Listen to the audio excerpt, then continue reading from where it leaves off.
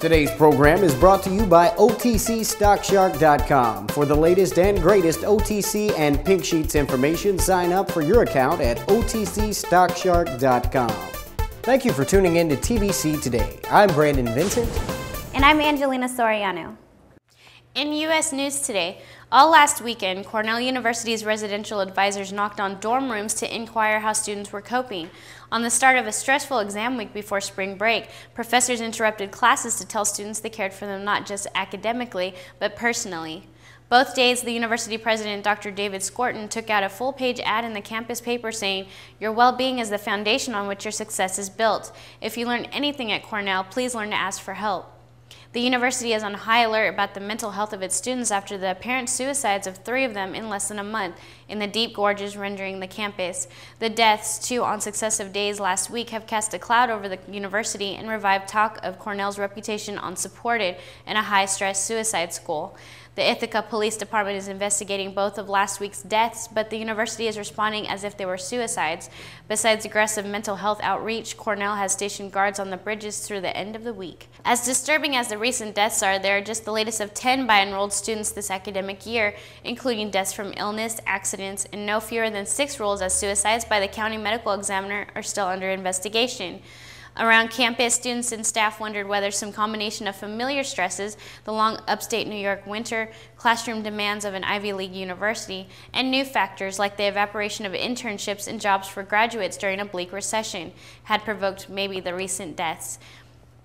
Thanks again, Angie. In today's tech news, Sony demonstrated PlayStation Movie last week, a motion controlling system that the company hopes will challenge the popular Nintendo Wii. The wireless wand-like device uses the PlayStation Eye camera to track players' body movements. The controller has its own light-emitting orb at the top that is recognized by the camera. It is lighter than the Wii Remote, which will reduce arm fatigue, and comes with the boringly named sub-controller that acts like the Wii Nunchuck. "Nothing has ever been this precise," said Sony's president Shuhei Yoshida. The action can also be controlled with basic voice controls. The Japanese maker hopes to lure gamers who have outgrown the family-friendly Nintendo Wii, which was the first to introduce motion-detecting controllers in 2006. Sony marketing chief Peter Dilley credited the Wii for introducing motion gaming to the masses, but he said Sony had the potential to take gaming beyond where it is today. The device is being marketed to younger gamers who have been urged to put themselves at the center of the action in a new ad campaign. "Start dodging bullets and blasting your enemies," a spokesman urged. "Start training your iPet or become part of the show. Conjuncture and cast spells using your unique light sphere that changes color to add real-world impact." However, technology pundits who tried out the device were not blown away by the device. Dan Ackerman from the review site CNET.com said the PlayStation Move did have more precision, but it added that it wasn't that innovative. "It doesn't do anything that differently than the Wii, but everyone feels they need to get into this space," he said. To play PlayStation Move games, you must stand directly in front of the TV and at optimal distance. Paul Miller from Engadget found the controller was quite responsive but did not take gaming to the next level. The latest announcement comes as both Sony and Microsoft, maker of the Xbox 360, attempt to gain ground on Nintendo. Since the Wii first hit stores, it has consistently outsold rivals by attracting casual and non-traditional gamers like women and seniors. Nintendo have sold more than 6 million Wii sets in the UK in the last 3 years. Just over 3 million PlayStation 3s have been purchased in Britain. Microsoft is planning to release Project Natal, which combines a camera, depth sensor, microphone, and processor just in time for Christmas. Ever wish you had sonic hearing? Well, now you can with the amazing Silver Sonic XL from Bell & Howell. Now you can easily hear sounds that other people can't, and even hear conversations from clear across the room. John is a really nice guy. Yeah, he is. I hope he's enjoying his surprise party. The sleek, ergonomically designed Silver Sonic XL is lightweight and small, just like a cell phone ear adapter. Its flexible ear mount easily adjusts to fit all ear shapes and sizes, and the molded ear tip lets it fit you comfortably. And because it resembles a cell phone ear adapter, no one will ever know that you have sonic hearing. Now you can sit in the balcony and hear the orchestra like you're sitting in the front row. Keep track of your kids while they play in the park, and even hear the doorbell when you're working in the backyard. You'll be amazed at how clear and vibrant every sound is.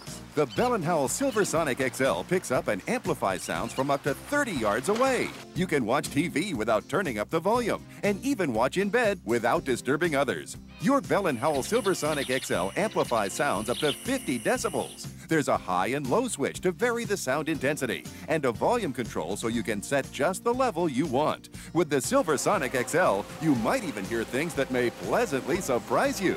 Her body is amazing. I wish I could look like that. Similar products are being sold elsewhere for $40 or more, but through this exclusive TV-only offer, the Bell & Howell Silversonic XL is yours for only $19.95. And just listen to this. When you call, be sure to ask about our deluxe model upgrade that's fully rechargeable and comes with its own charger, so you'll never have to buy another battery again. Get Silversonic XL now and start hearing things you've never heard before. Call now. To order your Silversonic XL, have your credit card ready and call toll-free 1-800-230-7100 or send $19.95 plus shipping and handling to Silversonic XL, P.O. Box 3700, Palm Desert, California. But for quicker service, call 1-800-230-7100. Thank you, Brandon. In health news today, people leave more than fingerprints behind when they handle objects, according to U.S. researchers. They also deposit a trail of germs, a finding that could help investigators solve crimes.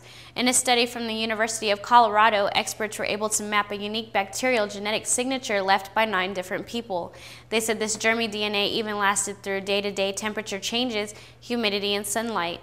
The technique was about 70 to 90% accurate. Professor Fier's team reported to the Proceedings of the National Academy of Sciences.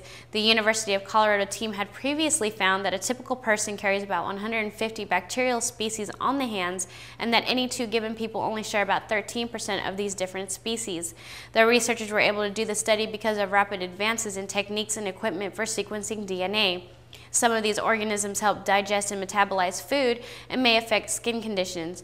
And unlike non-native disease-causing germs, they are not dislodged by standard hygiene.